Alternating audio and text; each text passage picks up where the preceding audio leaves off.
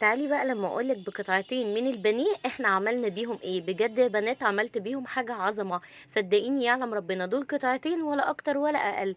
تعالي بسرعة هقولك عملت بيهم ايه، بس قبل ما اقولك لو انت لسه ما اشتركتيش في القناة فمتابعتك دي شرف ليا. بصي بقى انا هنا كان عندي لفة من الجلاش، سواء كانت سليمة او مقطعة استخدميها في الوصفة دي لان كده كده احنا هنقطعها. جبت يا بنات البلانشة ورحت قطعت لفة الجلاش زي ما انت شايفة كده، سميكة رفيعة زي ما انت حابة تقطعيها قطعيها. بجد هتعجبك قوي الاكله دي، جميله خطيره. انت كده عرفتي هي ايه. انا مش هطول عليكي الفيديو واقولك هي ايه، هي بيتزا. بصي بقى، هاتي الصينيه بتاعتك بعد ما تخرطي لفه الجلاش، حطي فيها كده معلقه محترمه من السمنه، لان احنا مش هنحط سمنه غير هي المعلقه دي بس يا بنات. ادهني الصينيه كويس جدا من الحيطان ومن القاع من تحت، وابدأي فرفري الجلاش. بصي انت السمنه مش هتحطي كتير، هي دي بس. جبت هنا بقى يا بنات البوله دي بتاعت الشوربه، بتاخد كوبايتين من الحليب. حطيت بيضايه، بصوا معلش لو في صوت كده حوالينا ده في الشارع يا جماعه وناس بتشتغل، ربنا يرزق الجميع. بس يا بنات حطيت بقى سنه فلفل اسمر وشويه ملح، وقلبت البضايه كويس جدا جدا، ربيتها الاول من غير اي حاجه، وبعد كده حطيت عليها كوبايتين الحليب. لحد كده تمام تمام. قلبيهم برضو كويس زي ما انت شايفه. وهي دي التشريبه اللي انا هعمل بيها البيتزا.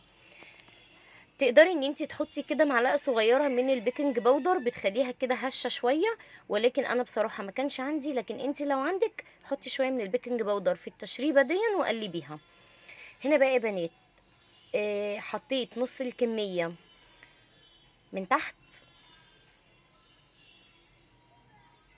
حاولي توزعيها على قد ما تقدري، وخدي نص التشريبه كده شربيها للكميه اللي تحت. بصي زي الفل لحد كده عسل يا عسل. تعالي بقى هاتي حتتين البانيه حمريهم في معلقه من السمنه من غير لا اي حاجه. بصي ولا حاطه فلفل ولا حاطه معاها بصل ولا اي حاجه، هي بس كده قطعتين البانيه حمرتهم في معلقه سمنه، وهاخد شويه السمنه دول واخدين طبعا من طعم الفراخ، فحلوه جميله. وتقدري تعمليها بصبعين سجق كمان. شفتي بقى، 70 سجق قطعيهم كده وحمريهم واعملي بيه الاكله دي. بجد يا بنات موفره جدا، جميله مشبعه لذيذه، ولادنا بيشتروها بره بالشيء الفلاني، فلا احنا هنعمل حاجتنا في البيت.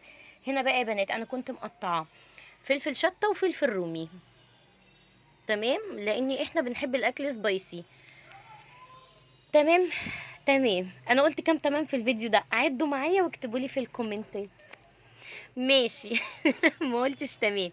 هنا بقى دي الطماطم، حلقات طماطم، عايزه تحطيها حطيها، مش عايزه براحتك. ما كانش عندي زيتون فاكتفيت باللي عندي لاني انا مش عايزه اكلف نفسي كتير. جبنه موتزاريلا، جبنه شيدر، جبنه بيضه. بصي الجبنه اللي عندك حطيها، صدقيني ما هتقول لا، وهوريك انا احط ايه على وش البيتزا دي. لملمي بواقي التلاجة. في الزمن اللي احنا فيه ده يا بنات حرام ان احنا نرمي حاجة، وطبعا اساسا الدنيا غالية الدنيا رخيصة، حرام ان احنا نرمي حاجة لان ربنا هيحاسبنا على كل حاجة بتترمي. غيرنا مش لاقي، فيعني دي نعمة ربنا نحافظ عليها. سويها كويس. على فكرة اكتر حاجة بتوجع قلب ربنا النعمة اللي بتترمي في الزبالة.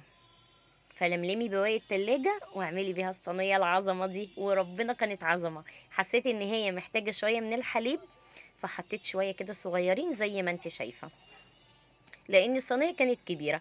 هي دي بواقي التلاجة. كان عندي حتة قشطة صغنططة هسيبها تترمي؟ لا طبعا حطيتها على وشها.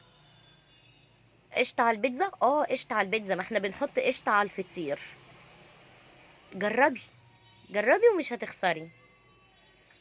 يلا بقى كده حبة جبنة موتزاريلا، وعلى الفرن على الرف الاوسط على درجة حرارة 200، واول ما تلاقيها احمرت معاكي من تحت ولعي عليها الشوايه من فوق وتحمر، وكلي احلى بيتزا.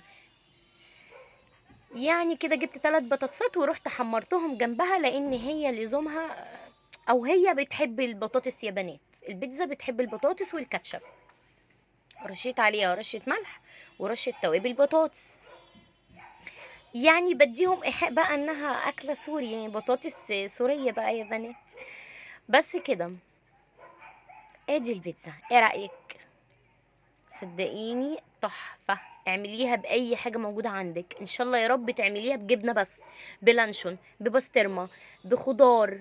جبت القطاعة دي يا بنات، بصي مش عارفة بصراحة، هي تلمة كده شوية، كانت محتاجة ان انا اقطعها بالسكينة. طلعتها لقيتها من تحت، لا لسه لسه يعني ما اتقطعتش كويس. قلت ما فيش مشكله، كده كده احنا هناكلك يعني، ما فيش مشكله. بس يا بنات المهم ده اخر الفيديو. عايزه اقول لك بقى، لو انت وصلتي معايا لحد هنا ما تنسينيش في دعوه حلوه ولكن بالمثل، واشوفك على خير، مع السلامه.